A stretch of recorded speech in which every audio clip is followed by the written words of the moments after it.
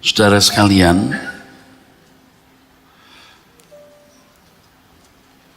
ada satu hal yang saya ajak saudara-saudara sekalian untuk memperhatikan. Kalau firman Tuhan mengatakan bahwa Yesus menjadi yang sulung di antara banyak saudara. Kata yang sulung ini sebenarnya luar biasa.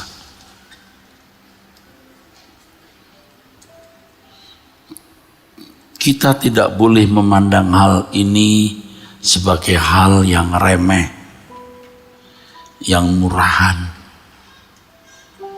Tetapi sesungguhnya kata yang sulung yang menunjuk kepada Yesus dan kalimat banyak saudara di dalam Roma 8 ayat 28 sampai 29 itu hal yang sangat luar biasa.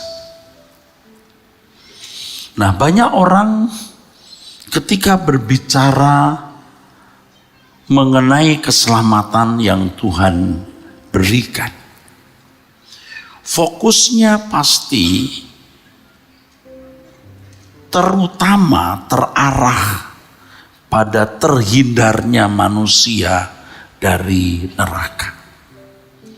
Jadi keselamatan itu karena Allah ingin menghindarkan manusia dari api neraka. Api neraka yang dipahami sebagai kengerian yang luar biasa, kengerian yang dahsyat, saudara. Tetapi tidak memperhatikan satu hal, bahwa yang diselamatkan itu manusianya. Neraka surga itu hanya dampak kemudiannya. Tetapi yang diselamatkan itu manusianya, individunya, saudara. Di sini tipis sekali batasnya, bahkan hampir tidak nampak. Tetapi kita harus tahu, kita harus menangkap maksud keselamatan itu, saudaraku. Yang diselamatkan itu manusianya, bukan sekedar terhindarnya manusia dari neraka. Sebab kalau fokus utamanya yang dianggap sebagai major issue, sebagai hal utama adalah hukuman kekal di neraka, maka pemahaman kita mengenai keselamatan bisa meleset. Yang diselamatkan itu manusianya, saudaraku. Jadi karena pemahaman orang salah mengenai hal ini, maka ketika diajarkan bahwa percaya tuh kepada Tuhan Yesus sudah cukup menghindarkan manusia dari api kekal, maka tidak ada pergumulan dan perjuangan yang proporsional untuk menjalani hidup kekristenannya, untuk mengiring Yesus, untuk menjadi umat pilihan, untuk menjadi anak-anak Allah, untuk mengerjakan keselamatan. Kalau saya gambarkan, saudaraku, dan ini menjadi kesalahan kita semua, termasuk kesalahan saya, dan itulah yang diwariskan gereja dari generasi ke generasi, saudaraku. Kalau ini api neraka, yang penting manusia terhindar dari api ini, lalu bisa masuk surga. Sehingga dalam menjalani hidup di bumi ini, mereka tidak lagi memperhatikan proses keselamatan yang harus dijalani. Yang dihargai itu manusia ini loh, saudaraku. Yang dihargai itu manusianya. Yang mau diselamatkan itu manusianya. Adapun surga atau neraka itu dampak atau akibat kemudian, saudara.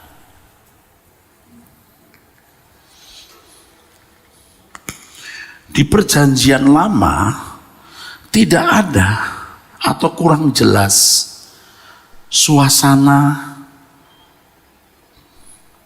dari arah kebenaran ini, tidak nampak.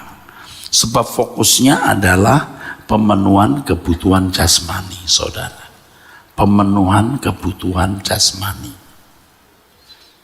Kalau di perjanjian lama, saudara, bangsa Israel tidak dengar-dengaran, ya, dipukul dengan sakit penyakit, gagal panen, kalah terhadap musuh, ya. Kerajaan yang tidak jaya, itu semua masih pukulan-pukulan yang tidak berarti, ya, tidak berarti.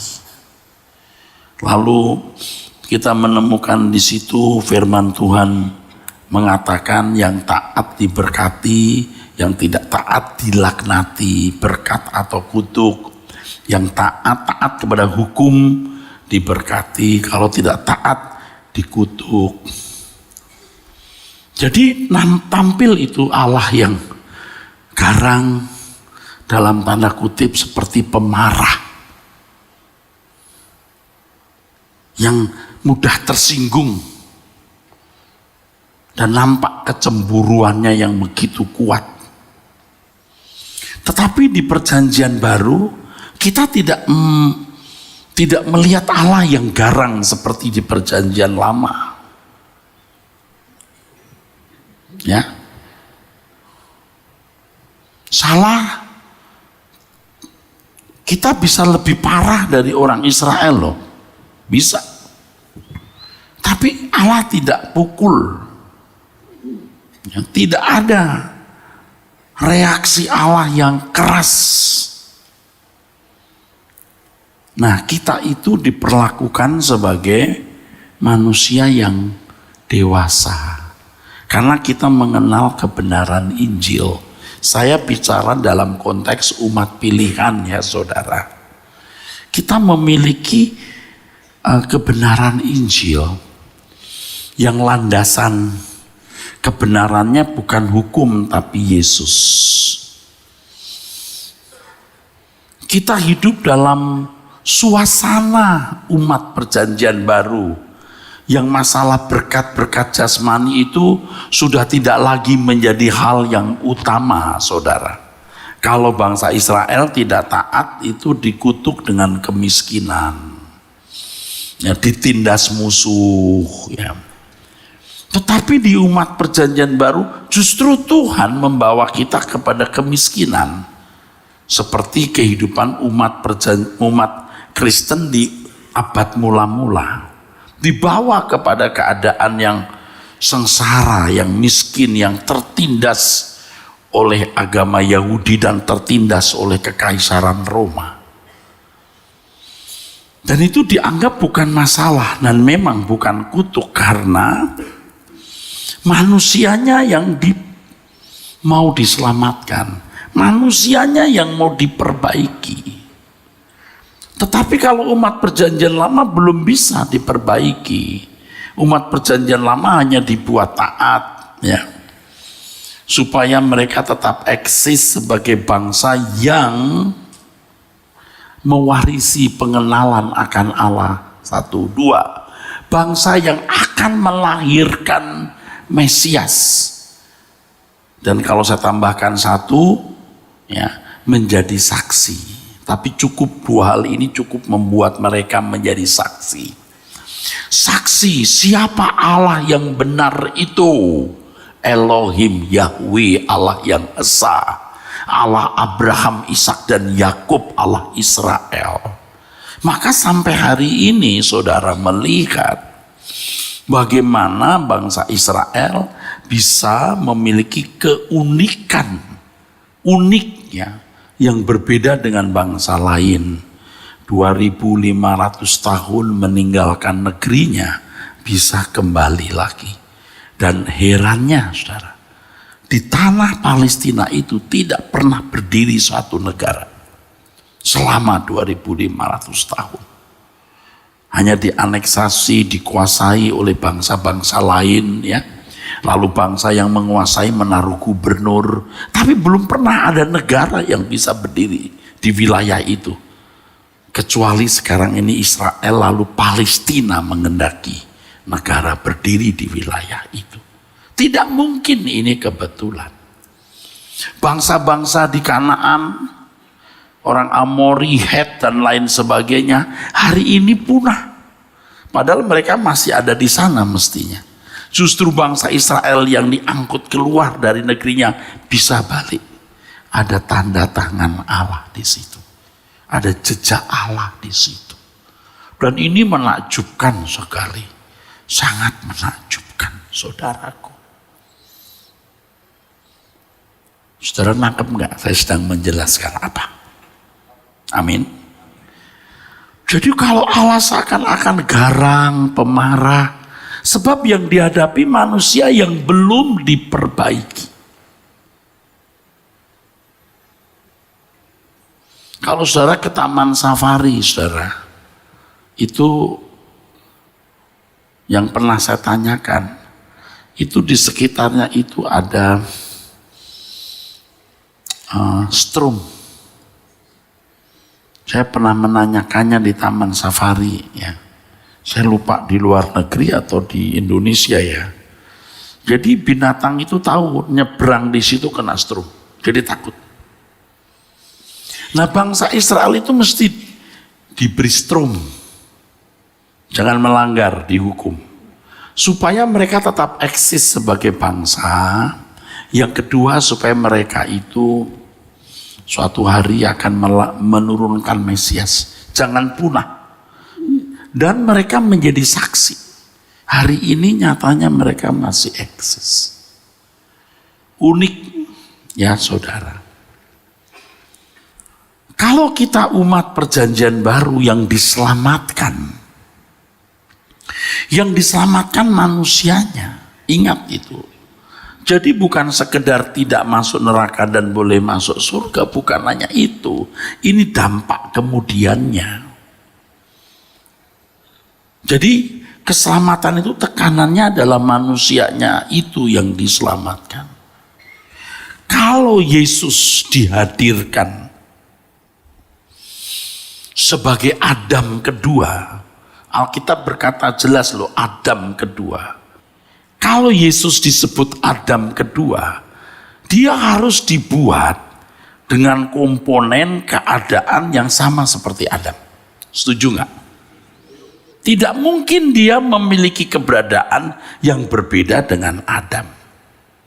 Kenapa? Satu, kalau keberadaannya berbeda, bagaimana bisa menghukum dosa dalam daging yang beda?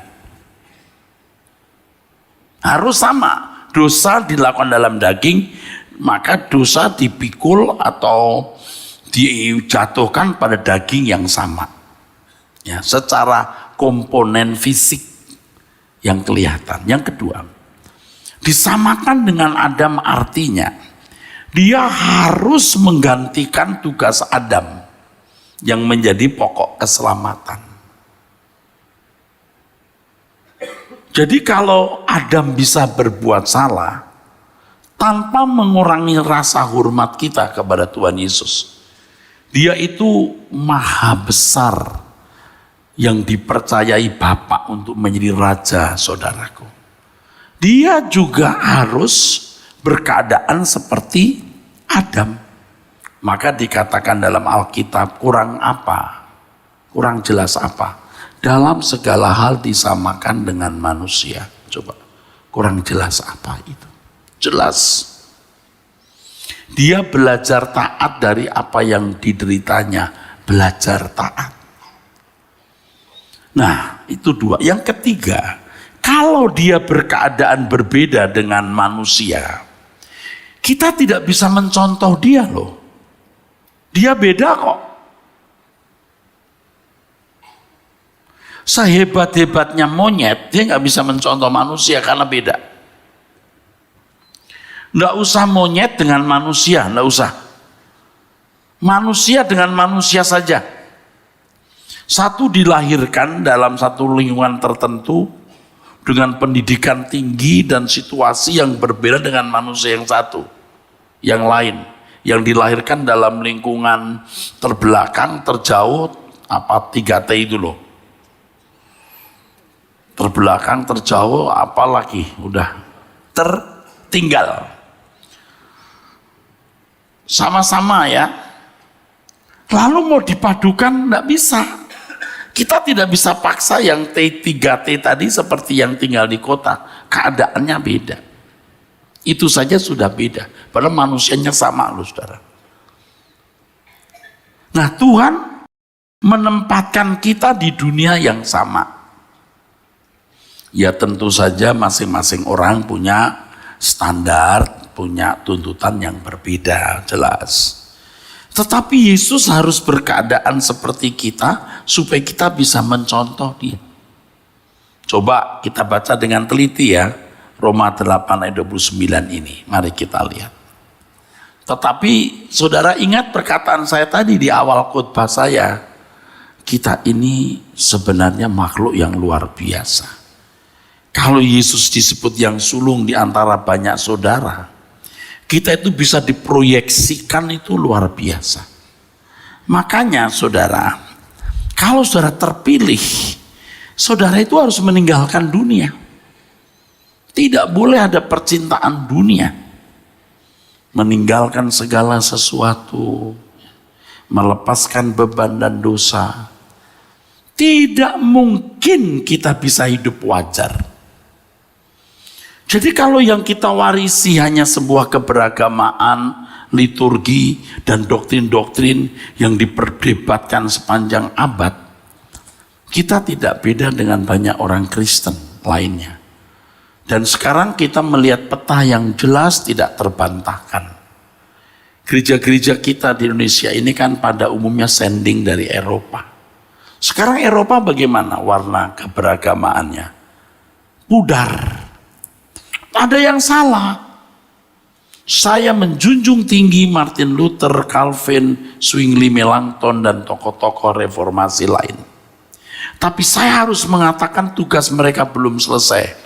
Sebab kita harus meneruskan. Tugas mereka sudah selesai bagi mereka, tapi belum selesai bagi gereja. Gereja harus terus mengembangkan apa yang telah dirintis oleh para tokoh reformasi ini, dan membawa gereja kepada kesempurnaan. Dan inilah yang kita lakukan. Di antaranya ini, bahwa Tuhan menyelamatkan manusia.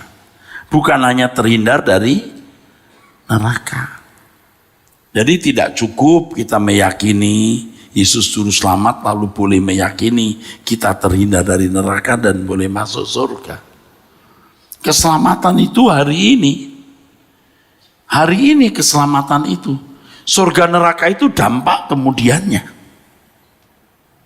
Itulah sebabnya saya katakan dalam beberapa kali pertemuan, apakah orang masuk surga atau masuk neraka itu sudah kelihatan. Gejalanya sudah kelihatan. Bakatnya sudah kelihatan. Cirinya sudah kelihatan, saudara. Bukan pada perdebatan kepintaran bicara. Coba lihat hidup orang-orang yang pintar ngomong itu, yang sok cakap dalam bicara. Coba lihat hidupnya. Tapi kita kan tidak mau mempersoalkan itu, nanti kita melukai. Maksud saya ngomong begini adalah lihat hidup kita masing-masing. Jangan banyak bicara. Nah, sekarang saya bicara ini. Saudara bisa menimbang dengan nurani saudara. Yang nanti akhirnya saya akan menantang kau saudaramu. Saya akan menantang saudara. Seberapa saudara hari ini merasakan mesin anugerah? Mesin anugerah. Mesin anugerah keselamatan itu benar-benar sedang bekerja, operate, berlangsung dalam hidup saudara. Yang mestinya kalau itu, saya pinjam kata mesin anugerah ya, itu berlangsung, Anda pasti mengalami proses perubahan. Mesin anugerah itu adalah, maksud saya, anugerah yang Allah berikan. Penebusannya yang karena penebusan dia memberikan Roh Kudus, Allah memberikan Injil, kebenaran Alkitab, 4 Allah mengerjakan, menggarap kita melalui setiap kejadian ini, mesin anugerah. Seberapa hal itu kita alami, yang itu pasti mengubah hidup kita, saudara. Ya, saya sendiri juga belum puas dengan hasil yang sudah saya capai hari ini. Jadi, aduh, kita masih jauh dari sempurna. Ya, jadi kalau sampai kita belum menjadi seperti yang Allah kehendaki, ini yang harus kita persoalkan. Nggak usah mempersoalkan orang lain, nah diri kita sendiri juga belum tentu benar kok mempersoalkan orang lain. Amin nggak? Saudara mengerti? Saudara serius nggak melihat hidup saudara itu? Saya ini sekarang ini sebenarnya sudah sampai taraf apa ya dengan umur segini ini? Coba kita baca dulu ayat 29. Sebab semua orang yang dipilihnya dari semula, mereka juga ditentukannya dari semula untuk menjadi serupa dengan gambaran anaknya, supaya ia, anaknya itu, menjadi yang sulung di antara banyak saudara. Ini kan nggak main-main. Kalau ngomong apa adanya, Yesus menjadi saudara kita. Setuju gak? Ayat ini kan gak main-main. Yesus menjadi yang sulung artinya dia yang menjadi yang pertama. Dia yang memulai, gitu saudara. Di antara banyak manusia yang seperti dia. Makanya kalau dia tidak disamakan dengan Adam, dalam segala hal tidak disamakan dengan manusia, nggak bisa ayat ini dimengerti, nggak bisa. Dia harus disamakan dengan kita. Kita tidak bermaksud merendahkan dia. Sekarang merendahkan Tuhan atau memuliakan Tuhan itu bukan di teori mulutmu, tapi dalam tindakanmu. Seberapa kamu berani mencontoh hidupnya, ditempeleng kamu gak membalas. Seberapa kamu bisa mencurahkan hartamu sampai rupiah terakhir, tetesan darahmu terakhir. Seberapa kamu telah menggarami, mengubah orang lain dari hidupmu. Seberapa kamu berani untuk menderita bersama dia. Jadi menghormati Tuhan bukan hanya didoktrin membela Yesus secara doktrinal, kelakuanmu itu loh. Sebab kalau bicara soal doktrin itu bisa seperti karet yang ditarik sana sini, suka-suka yang bicara. Tapi kalau dari kelakuan yang dirasakan orang, tidak bisa dibantah. Saya tanya saudara, Anda ke Rehoboth ini berubah nggak? Kelakuan saudara berubah nggak? Berubah tambah baik tidak? Kalau tidak, Anda jangan ke Rehoboth. Yang sudah menginjak Rehoboth, saya tanya, Anda merasa diperas uangnya nggak di sini? Kolektor saja nggak ada, hanya kotak di belakang. Ini bukan membela diri, maksud saya bicara ini supaya saudara-saudara ini percaya dan merasa kita di track yang benar, di tempat yang benar. Saya bukan mau ditinggikan saudaraku, enggak mau ditinggikan. Saya tidak bermaksud dihargai, tapi saya hanya mau mengajak kita ada di kebenaran ini. Saudara, ya, kita tidak sedang berkompetisi dengan gereja manapun. Kita sedang sibuk membenahi diri kita sendiri.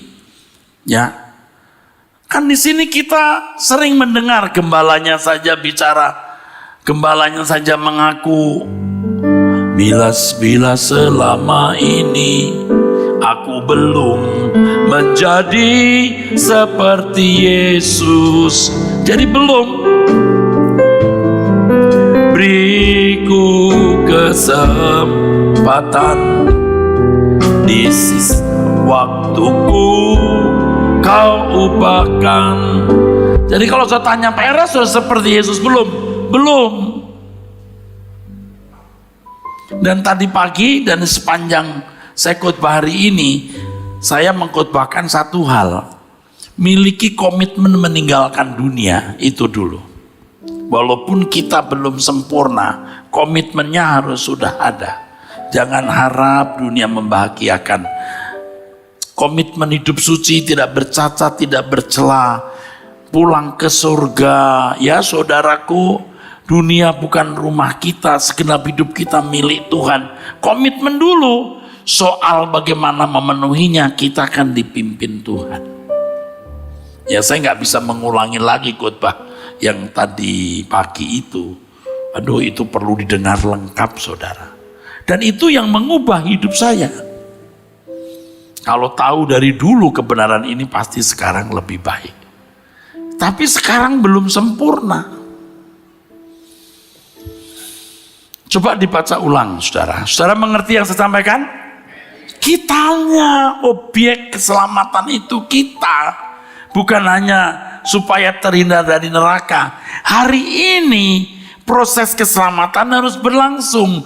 Mesin anugerah harus dialami, saudara. Amin. Coba dibaca ulang, perhatikan. Sebab semua orang yang dipilihnya dari semula, mereka juga ditentukannya dari semula untuk menjadi serupa dengan gambaran anaknya. Ini harus kalimatnya pelan-pelan. Yang dipilihnya dari semula itu tidak harus pasti masuk surga. Ditentukan dari semula. Yang ditentukan bukan manusianya untuk selamat atau tidak. Yang ditentukan itu standarnya. Ditentukan untuk serupa tuh, supaya dia menjadi yang sulung. Nyambung deh, amin. Nyambung, teks aslinya pun tidak beda, saudaraku. Coba baca ulang. Sebab semua orang yang dipilihnya dari semula. Yang dipilih dari semula, ini orang-orang tertentu. Tidak semua orang punya kesempatan seperti kita. Itu ditentukan, saudaraku, standarnya. Terus Mereka juga ditentukannya dari Untuk apa? semula. untuk terus Menjadi serupa dengan gambaran anaknya, supaya supaya ia, anaknya itu, menjadi yang sulung di antara banyak saudara. jadi tidak ada pilihan untuk kita menjadi orang setengah sempurna, tapi menjadi sempurna seperti Bapa atau serupa dengan Yesus. Tentu dalam porsi masing-masing. Tapi semua harus ke arah Yesus. Istimewa sekali kita ini, saudara. Saya sering mengatakan kalau saudara lahir di pedalaman India yang tidak pernah mendengar Injil, sampai mati saudara tidak pernah menjadi Kristen. Tidak usah India deh. Di daerah dalam Aceh atau Padang mungkin juga tidak pernah menjadi Kristen. Ya itu memang prerogatif Tuhan, hak bebasnya Tuhan. Ekstrimnya nih, jangankan kedalaman atau di daerah pedalaman India atau Padang atau Aceh. Di sekitar kita ada orang-orang yang dibesarkan dalam lingkungan yang tidak mengenal Injil. Sampai mati tidak pernah menjadi Kristen. Jangan paksa. Nah di sini kita harus memahami pengertian menginjil itu apa. Kita menjadi saksi, bukan mengkristenkan orang. Menjadi saksi, paling tidak membuat orang tidak melawan Yesus. Karena jika mereka tidak melawan kamu, mereka di pihak kamu. Amin. Alkitab yang bicara. Tetapi kalau untuk kita harus sempurna. Jadi kita hidup di tengah orang-orang yang tidak mendengar Injil, menjadi kesaksian. Tapi jangan narik-narik menjadi orang Kristen masuk gereja. Kalau mereka mau percaya Tuhan Yesus, itu hak bebasnya dia. Orang Kristen pun ada yang pindah agama, kok itu hak bebasnya dia. Dan kalau ada orang menjadi Kristen, Ya itu hak bebasnya dia. Jangan menjadi Kristen karena kita beri beras 5 kilo per bulan, gula 1 kilo, baju-baju, itu jadi nggak selamat ya, rusak. Jangan. Orang masuk Kristen pun juga jangan sekedar karena sakit sembuh loh. Melihat perbuatanmu. Betul? Itu Tuhan mengajarkan demikian. Kita menjadi surat yang terbuka, saudara. Jadi mereka tidak pernah menjadi Kristen, ya sudah, karena memang bukan orang yang dipilih. Tetapi kita yang dipilih ditentukan. Jadi tidak bisa menghindar. Betapa kita ini berharga, saudaraku. Keberhargaan kita ditunjukkan dengan ditaruhnya Roh Kudus menjadi meterai. Wah, hebat. Ditunjukkan dengan Allah bekerja dalam segala hal. Itu ayat 28-nya kalau dibaca. Tapi ayat 30 dibaca supaya lengkap, supaya ngerti maksudnya apa. Dan mereka yang ditentukannya dari semula, mereka itu juga dipanggilnya. Yang ditentukan itu apanya? Serupa dengan Yesus. Terus dipanggilnya. Terus? Dan mereka yang dipanggilnya, mereka itu juga dibenarkannya. Dibenarkan, bukan hanya sekedar dianggap benar loh. Sebab apa? Kalimat berikutnya. Dan mereka yang dibenarkannya, mereka itu juga dimuliakannya. Nggak mungkin lah orang Kristen yang masih berantakan dianggap benar lalu dimuliakan. Amin. Dibentuk dulu untuk serupa dengan Yesus, baru dimuliakan. Nah, banyak orang Kristen berpikir pokoknya terhindar dari neraka. Bukan hanya itu. Sejak kamu hidup di bumi, kamu sudah dibentuk, diproses. Baru kamu layak dimuliakan. Ngerti nggak dimuliakan itu? Ini masih di Roma 8 ya, ayat 17. Dan jika kita adalah anak, maka kita juga adalah ahli waris. Nggak mungkinlah orang berantakan jadi ahli waris. Terus? Maksudnya orang-orang yang berhak menerima janji-janji Allah, yang akan menerimanya bersama-sama dengan Kristus. Ini sejajar nggak?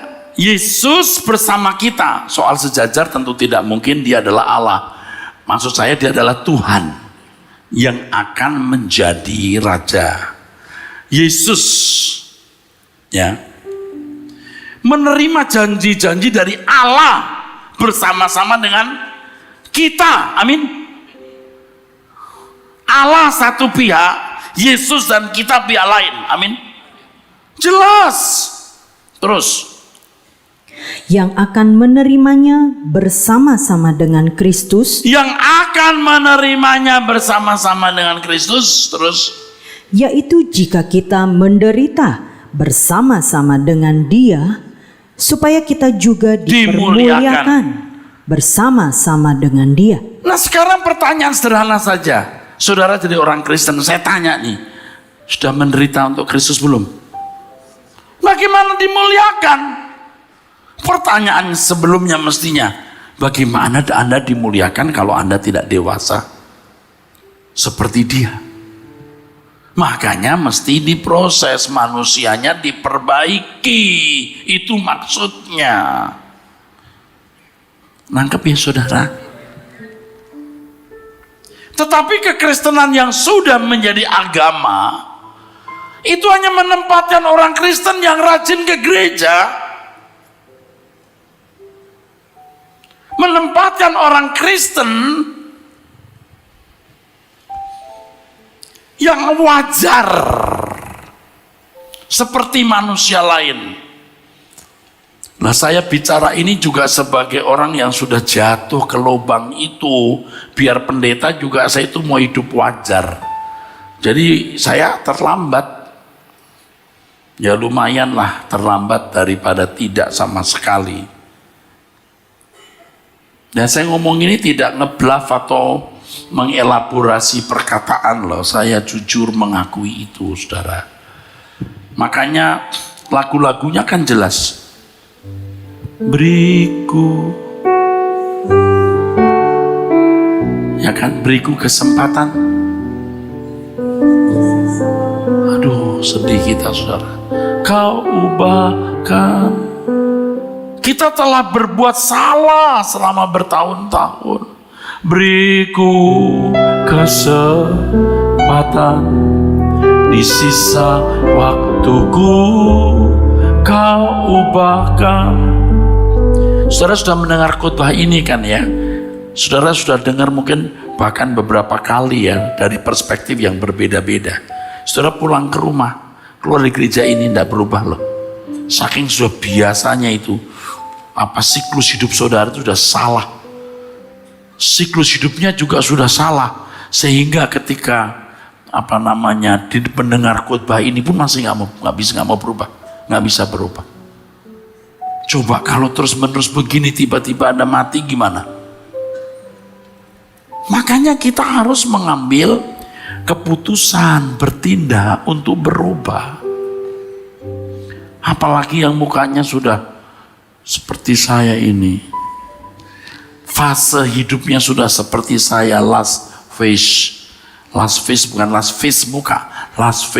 fase terakhir. Udah mau nyari apa Bapak Ibu? Kita mesti pengajaran itu harus benar, komprehensif.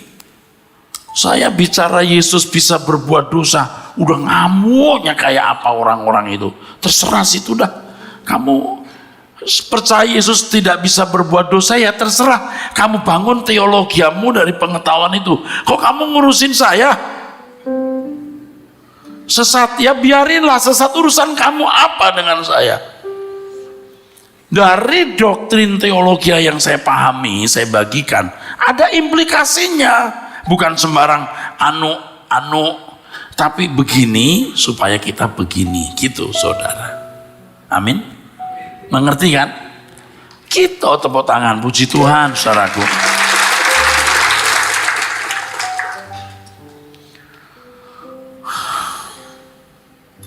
Saya percaya saudara yang menangkap pesan ini, saudara, menerimanya berubah hidupmu. Ya. Yang ditentukan itu dipanggilnya, yang dipanggilnya dibenarkan. Supaya dibenarkan itu kan bukan sekedar sini, udah saya anggap kamu benar. Allah kok murahan begitu? Enggak. Kenapa Sebrani baca ayat 28, Allah bekerja dalam segala mendatangkan. Karena belum baik, jadi harus ada kejadian-kejadian yang merubah orang untuk jadi baik. Maka dipanggilnya untuk dibenarkan. Ada pembenaran secara pasif. Yesus mati di kayu salib menganggap kita benar, kita dibawa kepada Allah Bapa. Bapa memberikan Roh Kudus, Allah mengerjakan dalam segala hal, mendatangkan kebaikan supaya kita menjadi serupa dengan Yesus. Karena itu yang ditentukan. Jadi tidak boleh jadi manusia biasa. Saudara baca dari 28 ya saudara, supaya ada rangkaian pemikiran yang jelas. Yang dipanggilnya dibenarkan. Lalu gimana cara Allah memanggil kita? Saya setuju dipredestinasi, ditentukan siapa yang jadi Kristen, siapa yang tidak, saya setuju. Tetapi yang jadi Kristen ditentukan selamat dan yang lain tidak, saya tidak setuju. Yang ditentukan standarnya bukan manusianya. Kalau seandainya ada pengetahuan Allah mengenai hal itu di pikiran Dia yang Maha Tahu, bukan di pikiran kita. Jangan sok tahu, betul. Bagian kita adalah taat, menuruti kehendaknya. Sampai kita tahu bahwa suatu hari kita sudah selamat. Kapan Pak? Kalau kita bertumbuh terus sampai kita memiliki hak penuh masuk kerajaan itu. Ya, demikian tulisan Petrus. Seperti yang terus dalam Ibrani, sampai keselamatan menjadi milik yang pasti. Di situ orang sekali selamat tetap selamat. Itu sudah selamat. Keselamatan itu proses usaha Tuhan mengembalikan manusia ke rancangan Allah semula. Kalau sudah diproses sampai titik tertentu menjadi milik yang pasti itu, dia nggak mungkin binasa. Contoh ya, ada bapak ibu di sini yang kalau lihat uang 5.000 jatuh nggak mungkin ngambil, 5 juta nggak mungkin ngambil. Ada cek 5 miliar lebih nggak bisa diambil. Punya siapa ya? Udah nggak bisa nyolong. Ngerti nggak saudara? Itu sampai titik ini bisa orang. Itu kalau kekristenan yang bertumbuh itu tidak bisa berbuat dosa lagi. Itu baru benar. Itu sekali selamat tetap selamat. Jadi saya juga percaya ada konsep sekali selamat tetap selamat asal sudah selamat. Amin. Kalau belum bagaimana tahu selamat itu apa dulu? Dikembalikan ke rancangan Allah semula. Kalau sudah dikembalikan ke rancangan Allah semula, titik tidak balik. Makanya orang itu tidak boleh mendengar khotbah sepotong-sepotong.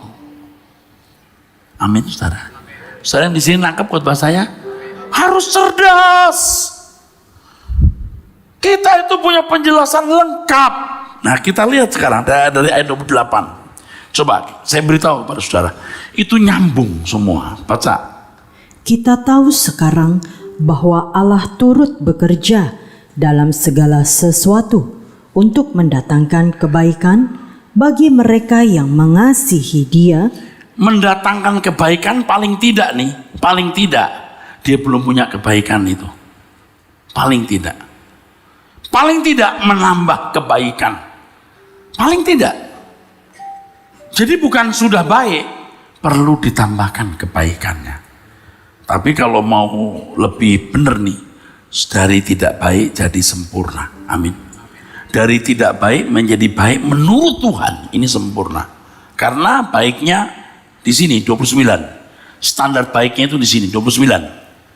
Sebab semua orang yang dipilihnya dari semula, mereka juga ditentukannya dari semula untuk menjadi serupa dengan gambaran anaknya, supaya ia anaknya itu menjadi yang sulung di antara banyak saudara. Allah bekerja dalam segala hal supaya kita menjadi saudara bagi Yesus. Amin. Kalau kalimat ini ditentang, dilarang, dilawan, saya tidak tahu. Kenapa? Ayat ini sudah jelas begitu maksudnya tanpa teknik-teknik linguistik yang rumit. Jelas. Dan sebenarnya kan bukan hanya ayat ini, banyak ayat yang lain. Dia tidak malu mengaku saudara bagi kita. Itu kan bukan 1-2 ayat yang mengatakan itu. Dia menjadi yang sulung, dia memulai, dia jadi pionir, dia kakak tertua, dia yang barep, kita saudara-saudaranya. Berarti harus berubah, amin. Dengan perubahan yang seperti dia, amin. Maka ayat 29, coba perhatikan. Sebab semua orang yang dipilihnya dari semula. Pasti ini prerogatif Tuhan. Kenapa saya menjadi Kristen dari kecil? Itu dipilih Tuhan. Kenapa saya tidak lahir di pedalaman Kongo, bergaul dengan simpanse mungkin? Tidak lahir di pedalaman Tibet, tapi lahir di lingkungan orang Kristen. Itu memang Allah yang menentukan, tidak bisa dihindari. Terus, dan mereka yang ditentukannya dari semula, mereka itu juga dipanggilnya. ya udah dipanggilnya. Terus, dan mereka yang dipanggilnya, mereka itu juga dibenarkannya. nah bukan begini loh. Bukan begini. Sini. Ayo aku jadikan kamu Kristen. Udah Kristen ya? Saya anggap kamu benar. Logikanya enggak masuk. Lalu untuk apa Allah bekerja dalam segala mendatangkan kebaikan? Amin. Mana mungkin kita dalam keadaan tidak serupa dengan Yesus bisa menderita bersama dengan Dia? Bagaimana kita bisa dimuliakan kalau kita tidak menderita bersama dengan Dia? Itu ayat 17. Jadi jangan kita ini bodoh, harus cerdas. Melihat Alkitab itu harus cerdas, saudaraku. Lihat konteksnya.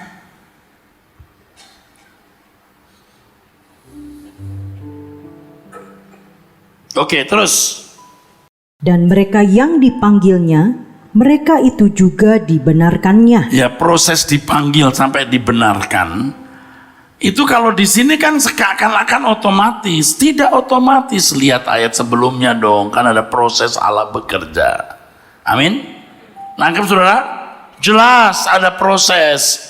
Jadi keselamatan jangan hanya dikaitkan dengan terhindar dari neraka dan diperkan masuk surga. Prosesnya ini loh. Dari dipanggil menjadi dibenarkan. Dengan dibenarkan ini karena berkeadaan menjadi benar seperti Kristus, bisa menderita bersama dengan Dia, menerima janji-janji yang Allah berikan, baik kepada Yesus maupun orang percaya. Jadi Allah satu pihak, Yesus dan orang percaya pihak yang lain. Dua pihak, jelas. Dan Yesus maupun orang percaya dimuliakan bersama-sama. Beri tepuk tangan.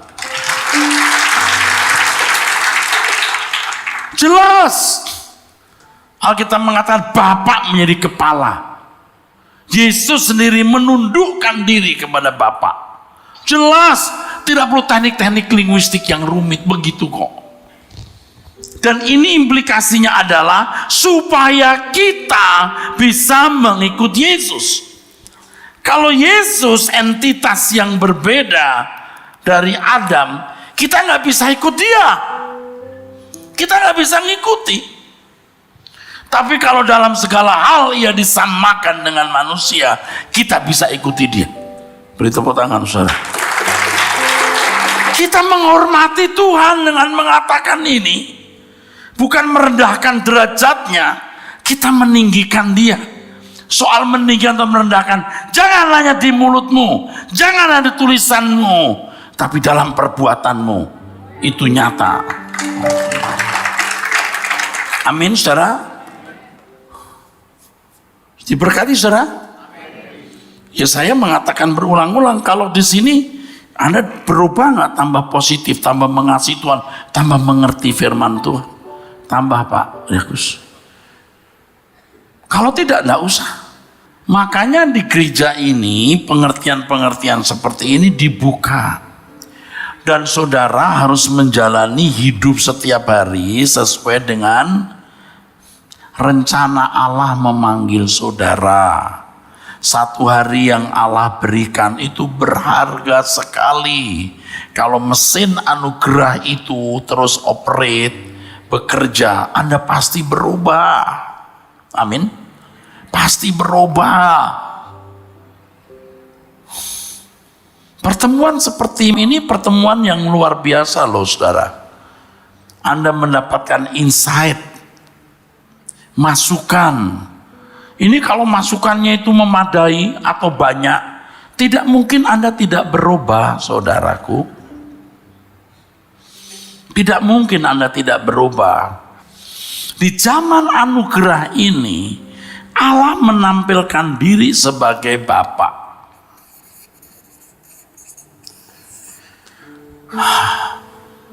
Dan begitu banyak pernyataan Alkitab, Bapa mendidik kita as a father, sebagai ayah. Anak mana yang tidak dididik oleh Bapa? Kalau tidak dididik, dia bukan anak, bukan pangeran, bukan nuwios, tapi anak gampang atau anak yang tidak sah.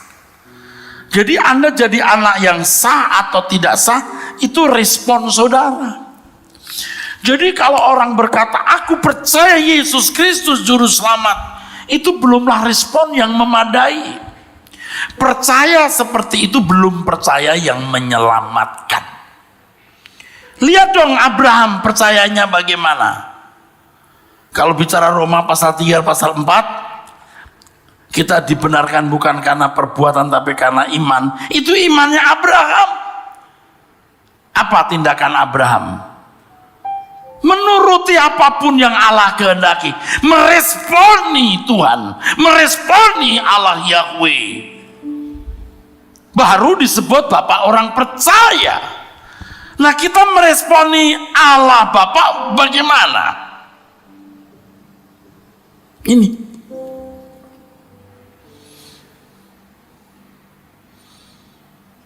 Meresponinya bagaimana?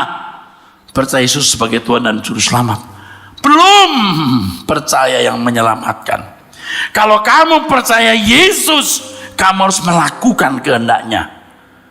Kalimat yang lain, kalau kamu percaya Yesus, kamu harus ikut jejaknya. Maka Tuhan Yesus berkata, kamu panggil aku Tuhan, Tuhan, tapi kamu tidak melakukan kehendak Bapa. Aku tidak kenal kamu. Jadi percaya itu melakukan kehendak Bapa. Percaya itu berarti meresponi tindakan Allah yang mendidik kita. Dia bukan pemarah. Kalau sampai dia mendisiplin kita, entah diizinkan sakit, jatuh miskin dan lain-lain, itu bukan bentuk kemarahan, bentuk kasih. Bentuk kasihnya kepada kita.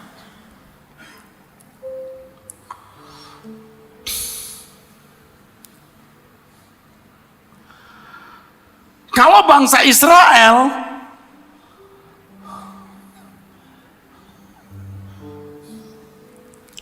bangsa Israel dipukul secara fisik, jadi bertobat, diberkati lagi.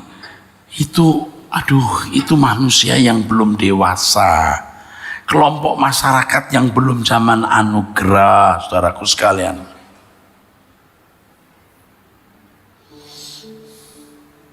Tapi kita tidak demikian.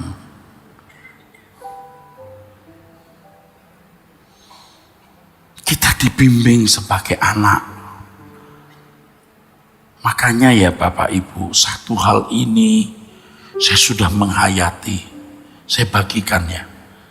Satu hal ini. Tangkap ya. Amin. Jujur. Jujur kepada Bapak. Apapun. Perasaanmu bagaimana, kelakuanmu bagaimana, jujur. Jujur.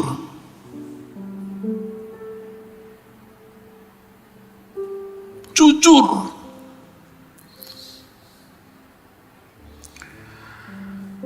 Saudara,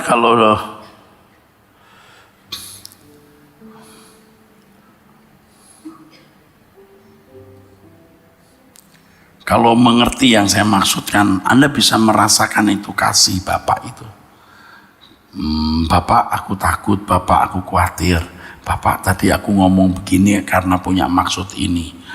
Pokoknya jujur. Saya mau mengatakan ini jangan salah mengerti ya, begini. Kalau kita salah, itu bukan berarti lalu Bapak pukul, lalu kita boleh salah lagi, jangan main-main. Kalau salah mengakui aku salah Bapak. Jujur. Bapak nggak pemarah. Bisa mengerti keadaan kita. Nanti salah lagi. Jujur lagi Bapak. Aduh aku udah sekian kali salah Bapak. Jujur. Nanti saudara akan bisa merasakan kasih Bapak. Dan ada benci dosa. Amin. Allah itu hidup, Allah itu nyata Bapak Ibu. Dia membimbing, mendidik kita supaya kita mengambil bagian dalam kekudusannya. Mengambil bagian dalam kekudusannya sama dengan mengenakan kodrat ilahi. Wah, itu hebat sekali saudaraku.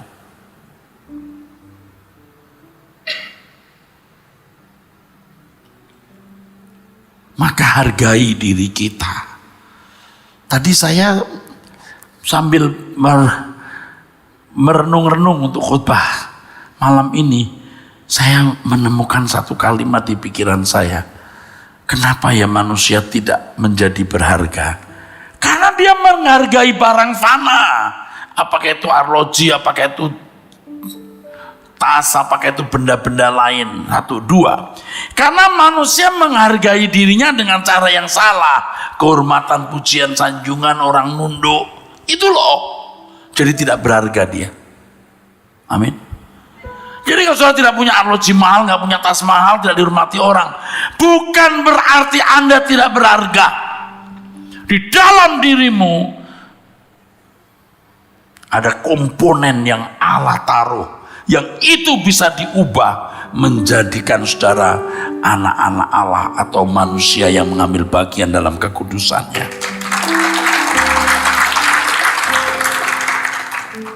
Amin saudara.